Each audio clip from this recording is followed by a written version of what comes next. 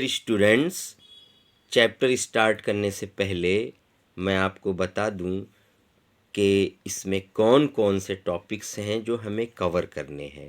पहला टॉपिक है definition and introduction of chemical reaction and equation. दूसरा टॉपिक है कैरेक्टरिस्टिक्स ऑफ केमिकल रिएक्शन। और तीसरा टॉपिक है balancing of chemical equation. And चौथा टॉपिक है टाइप्स ऑफ केमिकल रिएक्शन। और पांचवा टॉपिक है oxidation and reduction reaction, that is called redox reaction. And छठा और लास्ट टॉपिक है effects of oxidation reactions in everyday life. ये वीडियो का पार्ट 1 है और पार्ट 1 में हम सिर्फ 3 टॉपिक्स को डिस्कस करेंगे। Definitions and introduction of chemical reactions, characteristics of chemical reactions and types of chemical reactions. बाकी के जो बचे हुए टॉपिक्स हैं वो हम वीडियो के दूसरे पार्ट में डिस्कस करेंगे।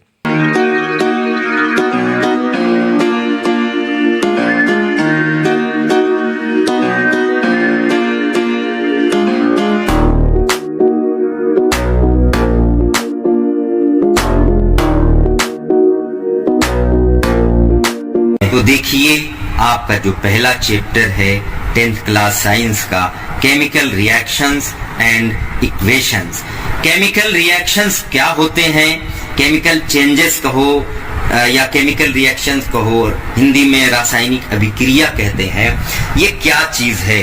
केमिकल इक्वेशंस क्या चीज है, तो हम इन दोनों में अंतर स्पष्ट करेंगे, डिफरेंस भी बताएंगे। लेकिन उससे पहले केमिकल रिएक्शंस की परिभाषा, केमिकल रिएक्शंस की डेफिनेशन जानना आपका बहुत जरूरी है कि when older bonds are broken down, new bonds are form, this is called as chemical reactions. कहते हैं कि पुराने बॉन्ड्स जो होते हैं, पुराने बंध टूट जाते हैं और नए बॉन्ड बनते हैं, तो इसी प्रोसेस को, इसी अभिक्रिया को हम रासायनिक अभिक्रिया कहते हैं। Chemical reactions involve chemical changes.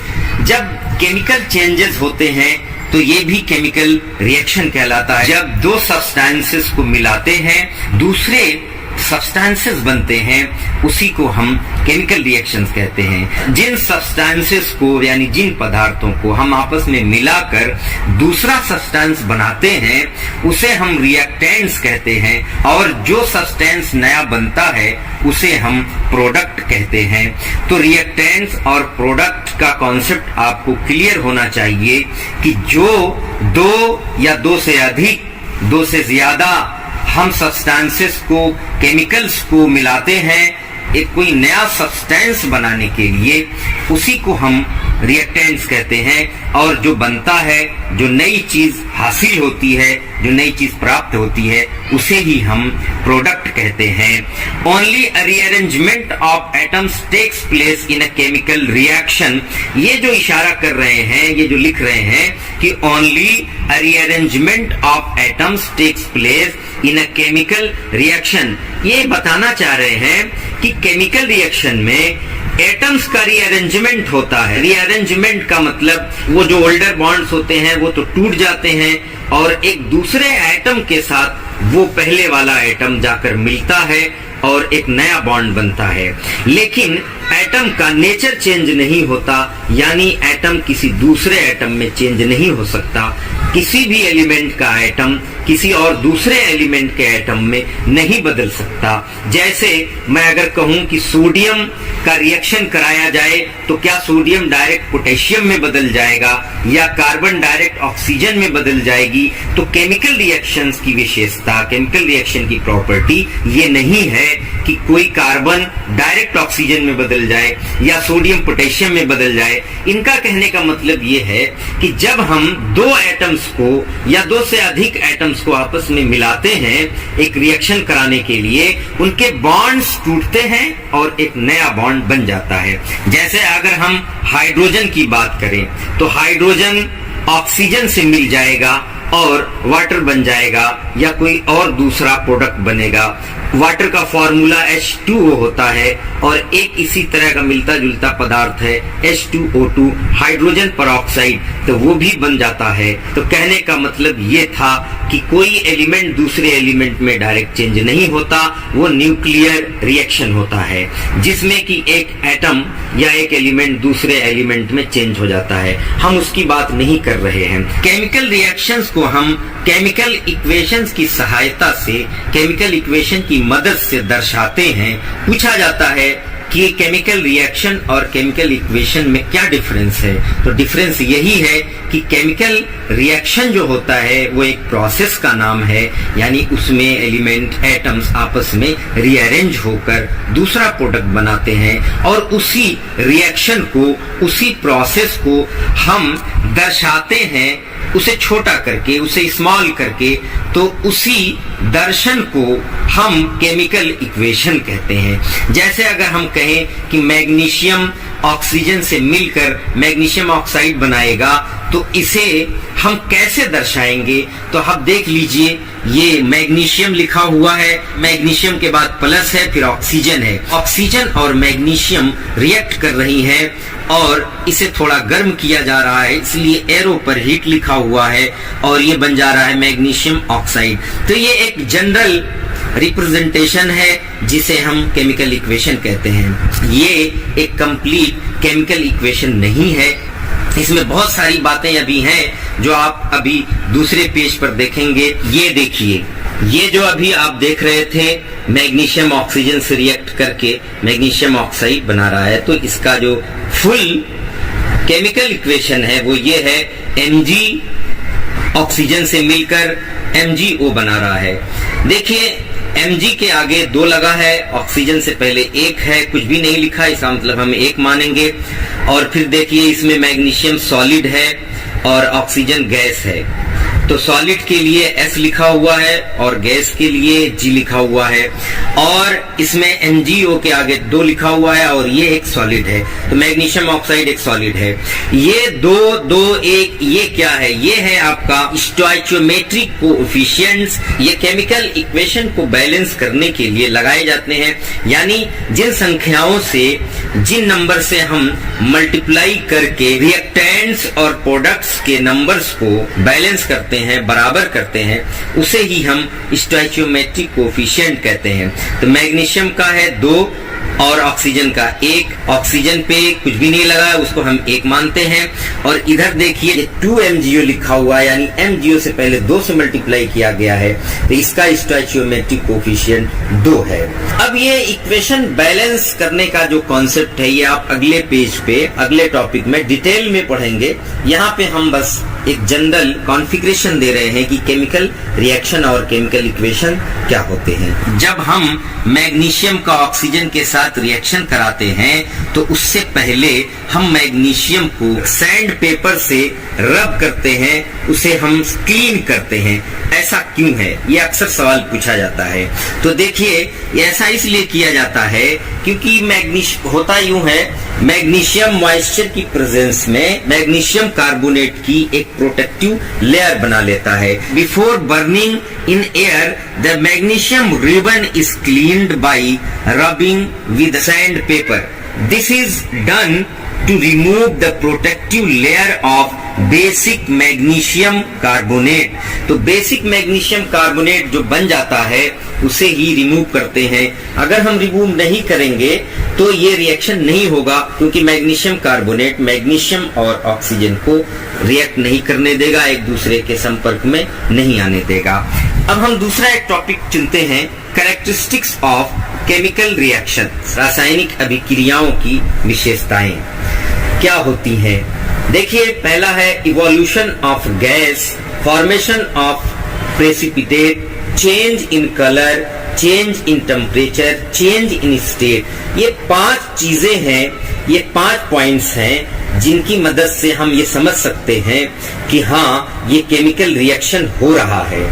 क्या कोई केमिकल रिएक्शन वास्तव में केमिकल रिएक्शन माना जाएगा या नहीं माना जाएगा। तो कहा जाता है, बताया जाता है कि इन 5 में से अगर कोई एक भी आपको दिख जाए तो इसका मतलब ये है कि वो केमिकल रिएक्शन है, और अगर नहीं दिखे तो नहीं है।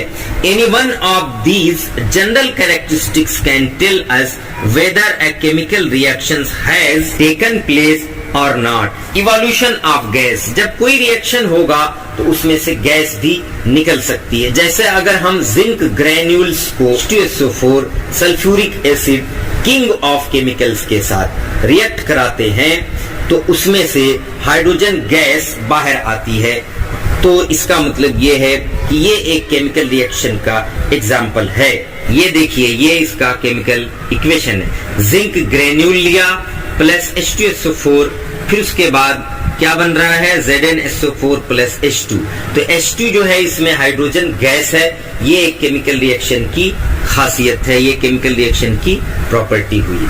इसी तरह से किसी किसी रिएक्शन में हम प्रेसिपिटेट देखते हैं। जैसे ये केमिकल रिएक्शन देखिए, AgNO3 silver nitrate plus NaCl sodium chloride का रिएक्शन हुआ तो क्या बन रहा है, AgCl silver chloride, AgCl silver chloride और सोडियम नाइट्रेट बन रहा है। तो इसमें जो AgCl है ये प्रेसिपिटेट बन गया, इसका प्रेसिपिटेट बनता है। प्रेसिपिटेट जो है एक मास नुमा होता है, तो ये भी एक केमिकल रिएक्शन का एग्जाम्पल हुआ।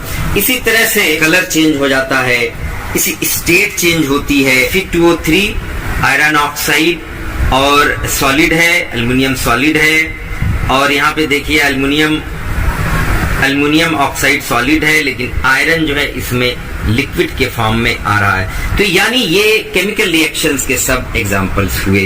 चेंज इन टेम्परेचर, बहुत सारी प्रोसेसेस जो होती हैं, बहुत सारे केमिकल रिएक्शंस जो होते हैं वो टेम्परेचर चेंज की वजह से भी होते हैं। Some chemical reactions are characterized by a change in temperature. Potassium chlorate को जब हम हीट कर रहे हैं तो पोटेशियम क्लोराइड बना और ये ऑक्सीजन गैस निकली। ये एंडोथर्मिक रिएक्शन है। एंडोथर्मिक रिएक्शन का मतलब है कि ये हीट को एब्जॉर्ब कर रहा है। कैल्शियम कार्बोनेट को जब हम हीट करेंगे तो ये कैल्शियम ऑक्साइड और कार्बन डाइऑक्साइड में टूट जाएगा, इसको हीट दी जा रही है। ये भी एक केमिकल रिएक्शन की पहचान है। इसके बाद हम बढ़ते हैं नेक्स्ट टॉपिक की तरफ, types of chemical reactions. Some of important types of chemical reactions are combination reactions, decomposition reactions, displacement reactions, double displacement reactions, oxidation and reduction reactions. अब हम इसको एक एक करके पढ़ेंगे। पहला है combination reaction. Those reactions in which two or more substances combine to form a single substance are called combination reactions. ये कह रहा है जब दो या दो से अधिक सब्सटेंसेस आपस में मिलते हैं तो एक सिंगल मास बनाते हैं, उसी को हम एडिशन रिएक्शन कहते हैं या कॉम्बिनेशन रिएक्शंस कहते हैं। अगर A को B में मिलाया जाए तो A और B के बीच में एक बॉन्ड बन जाएगा, AB सिंगल प्रोडक्ट बन जाएगा, इसी को हम कहते हैं कॉम्बिनेशन रिएक्शंस। जैसे मैग्नीशियम और ऑक्सीजन का रिएक्शन हुआ तो मैग्नीशियम ऑक्साइड बन गया, ये एक सिंगल मास बन गई। यहाँ पे दो रिएक्टेंट्स हैं, Mg है और O2 है। और भी बहुत सारे इसके एग्जांपल्स हो सकते हैं, जैसे हाइड्रोजन और ऑक्सीजन का आपस में रिएक्शन हुआ तो वाटर बन गया, ये भी एक कॉम्बिनेशन रिएक्शन का एग्जाम्पल है। कार्बन एंड ऑक्सीजन का रिएक्शन हुआ तो कार्बन डाइऑक्साइड बनी, ये भी एडिशन रिएक्शन का या फिर कॉम्बिनेशन रिएक्शन का उदाहरण है। दूसरी टाइप है आपकी डिकम्पोजिशन रिएक्शंस। डिकम्पोजिशन रिएक्शंस में एक सिंगल मास जो होती है ये टूटकर दो या दो से अधिक पदार्थों का निर्माण करती है, इसे ही हम डिकम्पोजिशन रिएक्शन कहते हैं। Those reactions in which a compound splits up into two or more simpler substances are known as decomposition reactions. The decomposition reactions are carried out by applying heat, light or electricity. Heat, light or electricity provide energy which breaks a compound into two or more simpler compounds. एक important बात इसमें यह है कि decomposition reaction addition reaction का या combination reaction का बिल्कुल अपोजिट होता है, क्योंकि इसमें एक सिंगल सब्सटेंस टूटकर कई सब्सटेंसेस बनाता है और कॉम्बिनेशन में कई सब्सटेंसेस मिलकर एक सिंगल सब्सटेंस बनाते हैं। आमतौर से डीकम्पोजिशन रिएक्शन एंडोथर्मिक होता है, यानी ये हीट को एब्जॉर्ब करता है, इस पर हीट डाली जाती है तो सब्सटेंस टूटता है। और कॉम्बिनेशन रिएक्शन में आमतौर से हीट निकलती है। जब कई सब्सटेंसेस मिलकर एक सिंगल सब्सटेंस बनाते हैं तो उसके साथ हीट एनर्जी भी रिलीज होती है। Decomposition reactions are of 3 types. Decomposition reactions आमतौर से 3 तरह के होते हैं। एक होता है जो हीट या टेम्परेचर की प्रेजेंस में होता है, और एक इलेक्ट्रिसिटी की प्रेजेंस में होता है, और जो तीसरा होता है वो लाइट की प्रेजेंस में होता है। जो रिएक्शन हीट की प्रेजेंस में होता है उसे हम थर्मल डिकम्पोजिशन कहते हैं। थर्मल डिकम्पोजिशन का एक एग्जांपल ये है कि आयरन सल्फेट या फेरस सल्फेट को देखिए हीट किया जा रहा है तो ये ferric oxide, sulphur dioxide, sulphur trioxide बना रहा है। तो ये हीट की प्रेजेंस में हो रहा है, तो ये एक तरह का थर्मल डिकम्पोजिशन हुआ। ये एग्जांपल अगर आप देखें वाटर की, जब हम इलेक्ट्रोलिसिस करते हैं, इलेक्ट्रोलिसिस का मतलब है कि वाटर में इलेक्ट्रिसिटी पास करते हैं, तो जब इलेक्ट्रिसिटी हम इसमें पास करते हैं तो ये रिएक्शन होता है और hydrogen gas plus oxygen gas बन जाती हैं। तो इसमें एक एनोड होता है, कैथोड होता है। ये पूरी एक प्रोसेस है, किसकी मैकेनिज्म है ये आप आगे पढ़ेंगे। मैंने बस यूं ही नाम ले लिया। तो ये एक तरह का इलेक्ट्रिकल डिकम्पोजिशन है। हाँ, ये बताना तो भूल गया था कि जो इलेक्ट्रिसिटी की प्रेजेंस में होता है उसे हम कहते क्या हैं, तो इसे हम इलेक्ट्रिकल डिकम्पोजिशन कहते हैं। थर्मल डिकम्पोजिशन हो गया और इलेक्ट्रिकल डिकम्पोजिशन हो गया। तीसरा जो होता है ये होता है लाइट की प्रेजेंस में, इसे हम कहते हैं फोटो डिकम्पोजिशन। फोटो डिकम्पोजिशन या फोटोकेमिकल रिएक्शन। फोटो का मतलब होता है लाइट, जो लाइट की प्रेजेंस में रिएक्शन हो उसे ही हम फोटो डिकम्पोजिशन कहते हैं। फोटो डिकम्पोजिशन और फोटोकेमिकल डिकम्पोजिशन। जैसे सिल्वर क्लोराइड है, सिल्वर क्लोराइड लाइट की प्रेजेंस में डिकम्पोज होकर सिल्वर और क्लोरीन गैस देता है। In this reaction white colour of silver chloride changes to gray due to formation of silver metal. The decomposition of silver chloride is caused by light. It may be sunlight or bulb light. This reaction is used in black and white photography. आमतौर से ये सवाल पूछा जाता है, ये reaction black and white photography में use किया जाता है। बहुत इंपॉर्टेंट रिएक्शन है, आमतौर से पूछा जाता है। तो इसी को बच्चों हम फोटोकेमिकल या फोटो डिकम्पोजिशन कहते हैं। जब आप आगे जाएंगे, हायर क्लासेस में जाएंगे, तो फोटो केमिस्ट्री के नाम से आपको केमिस्ट्री पढ़ाई जाएगी। अगर आप साइंस बैकग्राउंड में जाते हैं तो ये पूरी केमिस्ट्री है, बहुत इंटरेस्टिंग केमिस्ट्री है। लाइट की प्रेजेंस में जो रिएक्शन होता है बहुत ही इंटरेस्टिंग होते हैं और बहुत मजा आता है इन्हें पढ़ने में। ये थे आपके 2 chemical reactions, combination reactions and decomposition reactions. अब हम बात करते हैं तीसरे की, डिस्प्लेसमेंट रिएक्शंस। डिस्प्लेसमेंट रिएक्शंस का एक एग्जांपल मैं आपको दूं कि अगर जैसे सपोज कि कोई चेयर पे बैठा है, कोई एक बंदा और आए और उसको पकड़ के उस चेयर से उठा दे और खुद बैठ जाए, तो ये एक डिस्प्लेसमेंट रिएक्शन का एग्जाम्पल हुआ, या सब्स्टिट्यूशन रिएक्शन भी इसका एक दूसरा नाम है। ये तो डिस्प्लेसमेंट लिखा हुआ है, डिस्प्लेसमेंट रिएक्शन, इसको हम सब्स्टिट्यूशन रिएक्शन भी कहते हैं। सब्स्टिट्यूट का मतलब होता है जो किसी और को डिस्प्लेस कर दे, किसी और को हटा दे और खुद वही स्थान ग्रहण कर ले, वही मकाम हासिल कर ले, तो उसी को हम सब्स्टिट्यूट कहते हैं। तो डिस्प्लेसमेंट रिएक्शंस बच्चों वही है कि those reactions in which one element takes the place of another element in a compound are known as displacement reactions.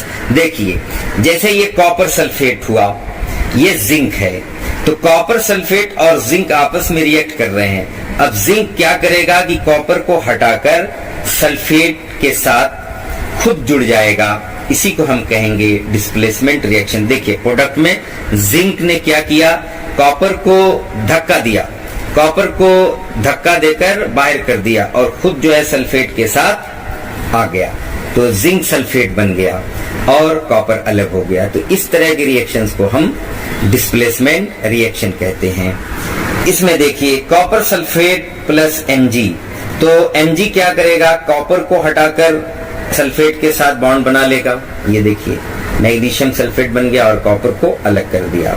इसमें एक सवाल पैदा होता है कि अगर हम जिंक सल्फेट ले लें, यानी ये जो कॉपर आप देख रहे हैं, कॉपर की जगह जिंक सल्फेट हो और फिर कॉपर उसके साथ रिएक्ट करे, यानी कॉपर को हम ये अथॉरिटी दें कि ये जिंक को धक्का दे और सल्फेट के साथ बॉन्ड बनाए, कॉपर सल्फेट बना ले, तो क्या ऐसा पॉसिबल है कि zinc sulphate plus Cu is equal to copper sulphate plus zinc, यानी जो कॉपर देख रहे हैं कॉपर की तरफ कॉपर की जगह जिंक हो और यहां जिंक की जगह कॉपर हो, तो क्या ऐसा पॉसिबल है? अब ये एक सवाल क्रिएट करता है और एक नए टॉपिक को जन्म देता है जिसको हम कहते हैं रिएक्टिविटी सीरीज।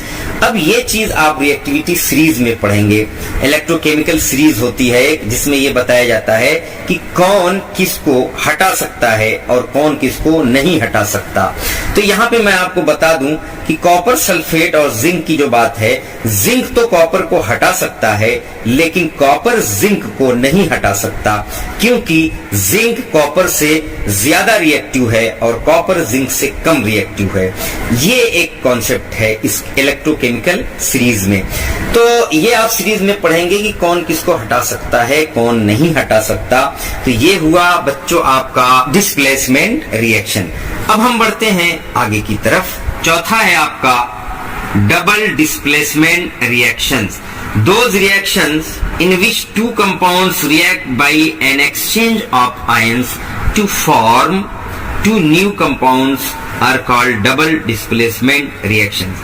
ये बिल्कुल भी आपको समझ में नहीं आया होगा, मैं इसको हिंदी में आपको समझाता हूँ। एक चीज और बता दूं मैं आपको कि जो भी सब्सटेंस होता है, जो बॉन्ड होता है, जैसे इसमें अगर हम AgNO3 के बीच के बॉन्ड की बात करें तो इलेक्ट्रोकेमिकल बॉन्ड है, आगे पढ़ेंगे आप। इसमें मेन चीज समझना आपको ये है कि एक जो एटम है उसके ऊपर पॉजिटिव चार्ज आएगा और एक के ऊपर नेगेटिव चार्ज आएगा। आमतौर से बताया जाता है कि जो मेटल्स होती हैं उनके ऊपर पॉजिटिव चार्ज होता है और जो नॉन मेटल्स होती हैं उनके ऊपर नेगेटिव चार्ज होता है। ऐसे सब्सटेंसेस जिनमें इलेक्ट्रॉन को देने की क्षमता ज्यादा होती है वो इलेक्ट्रो पॉजिटिव कहे जाते हैं, और जिनमें इलेक्ट्रॉन को लेने की क्षमता ज्यादा होती है उसे हम इलेक्ट्रोनेगेटिव कहते हैं। तो Ag इसमें एक मेटल है और NO3 एक ऑक्सो एनायन है। तो ऑक्सो एनायन जो यहाँ पे आप देख रहे हैं नाइट्रेट, नाइट्रेट के अंदर ये क्षमता है, इसमें नाइट्रोजन है और ऑक्सीजन है, ये दोनों ही इलेक्ट्रोनेगेटिव एलिमेंट हैं।